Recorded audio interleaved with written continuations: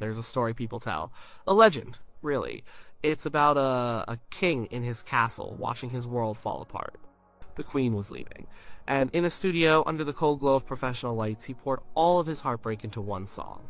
The story goes that this wasn't just another recording, it was a message. A final, desperate plea sent out into the world, hoping she would hear it. Hoping she would understand. It's a powerful image. And like most legends, there's some truth to it. But the real story is messier. It's more human.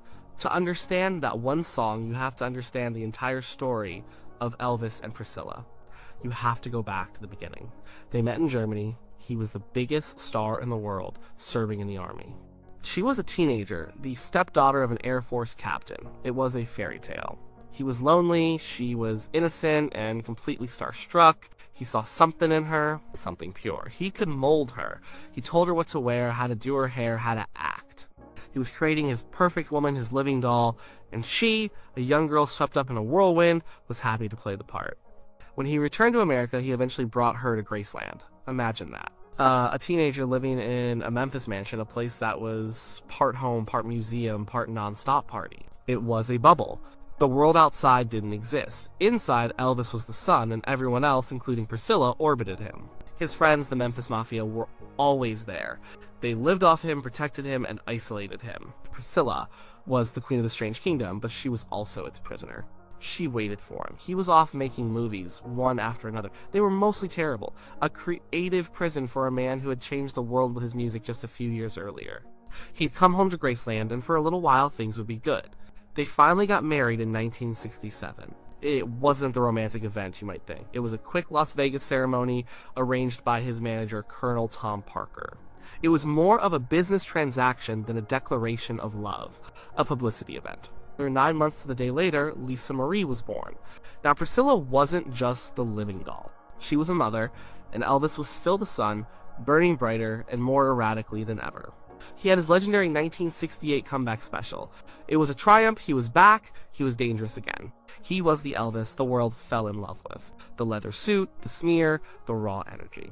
It was incredible for his career, it was terrible for his marriage. The comeback meant he was on the road again. First, Las Vegas. He conquered the city, he was playing to sold-out crowds, a god in a white jumpsuit. Then he started touring all over the country. He was gone all the time, and when he was gone, he wasn't alone. The temptations for a man like Elvis were endless. He had affairs, he lived the life of a rock star. It was part of the job, part of the image.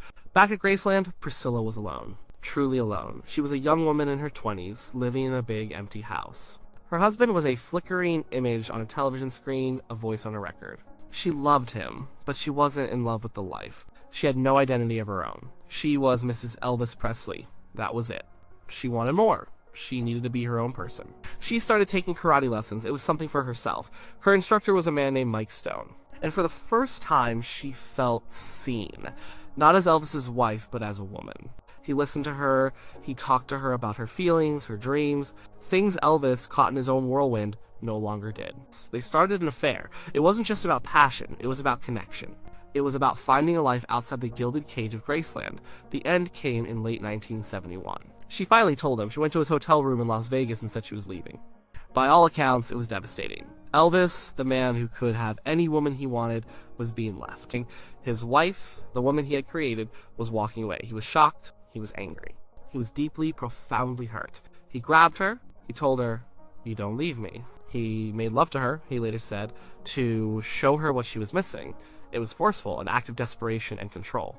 It didn't work, her mind was made up, she left, and Elvis was broken. This is the man who walked into RCA's Studio C in Hollywood in March of 1972. Just a few months after the separation, the wounds were still raw.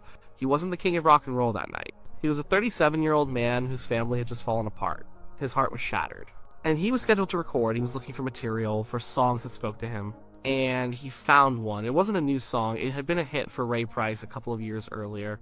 It was written by Chris Christopherson, one of the great songwriters of the era, a man who knew a thing or two about heartbreak and regret. The song's theme is simple. It's a farewell, but it's not an angry one. It's a sad, gentle goodbye. The narrator knows the relationship is over. There's no fighting it. He's not begging her to stay forever. He's just asking for one more night, one last moment of tenderness before it all ends. Lay your head upon my pillow, the lyrics say. Hold your warm and tender body close to mine. It's a plea for simple human comfort, a way to ward off the cold loneliness of the future. The song doesn't blame anyone. It accepts the reality of the situation. I don't care what's right or wrong, I won't try to understand. All that is gone. All that's left is the now. And there's this one line, the emotional core of the whole thing. Make believe you love me one more time. It's a devastating admission. He knows the love is gone.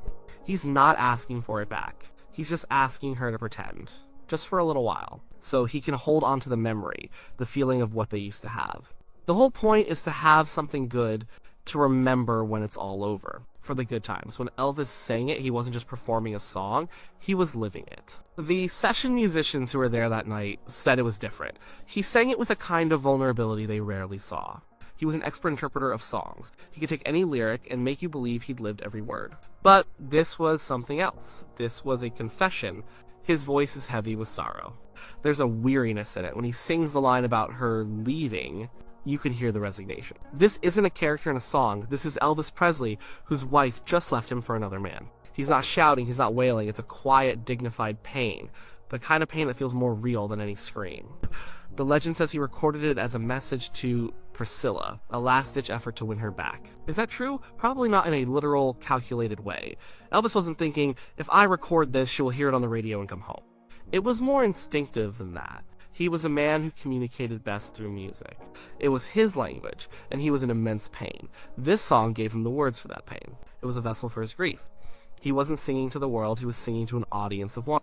In his mind, in that vocal booth, he was singing directly to Priscilla. He was telling her everything he couldn't say in a fight or a desperate phone call. He was telling her that he understood on some level that it was over. He was telling her that despite the anger and the hurt, he still cherished what they had. And he was begging her, in the only way he knew how, for a moment of grace before the final goodbye. The recording became a classic, one of his most beloved from that era, because the emotion is real. You can't fake that kind of heartache. It connects with anyone who has ever had to say goodbye to someone they still loved. After the recording, their story continued. They got divorced in 1973. There's a famous photo of them leaving the courthouse. They are divorced, officially separated, yet they are holding hands, smiling. That picture says everything about their relationship. The romantic love was gone, but another kind of love, a deep and lasting connection, remained. They stayed incredibly close for the rest of his life. He would call her late at night for advice. He trusted her opinion more than anyone's. She was his best friend. She understood him in a way no one else could. They had shared something unique. They had a child together. They were family, even if they weren't husband and wife. He performed the song often in his live shows. It became a centerpiece, a moment of quiet reflection in the middle of the bombastic spectacle of his 70s concerts. When he sang it on stage, surrounded by thousands of screaming fans, you got the sense he was still singing it to her. He would close his eyes, lost in the memory. He was back in that moment of goodbye, reliving the pain and the beauty of it. Priscilla has said that she knew the song was about her. How could she not? The timing, the lyrics, the raw emotion in his voice. It was an open letter set to music. It was his way of saying, I'm hurt, but I will remember the good things. So, was it a desperate plea? Yes and no. It wasn't a strategic move to manipulate her. It was something purer. It was an artist plea. A human plea. It was a man using the only tool he had to process the biggest emotional crisis of his life. He took a beautiful song about a universal feeling and transformed it into a deeply personal testament. He made Chris Christopherson's song his own story. The legend is romantic. The king, heartbroken, sings his queen back home. The reality is more complex and more beautiful. A man and a woman who loved each other deeply realized they couldn't be together anymore. And in the middle of that painful realization, the man went into a studio and created something immortal. He sang about cherishing the past even as you let it go.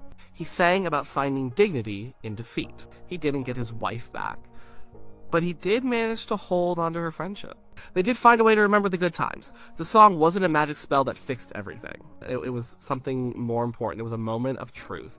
A moment where the larger-than-life icon disappeared, and all that was left was a man, a microphone, and a broken heart. He was letting her go and asking for one last dance on the way out. The song was For the Good Times.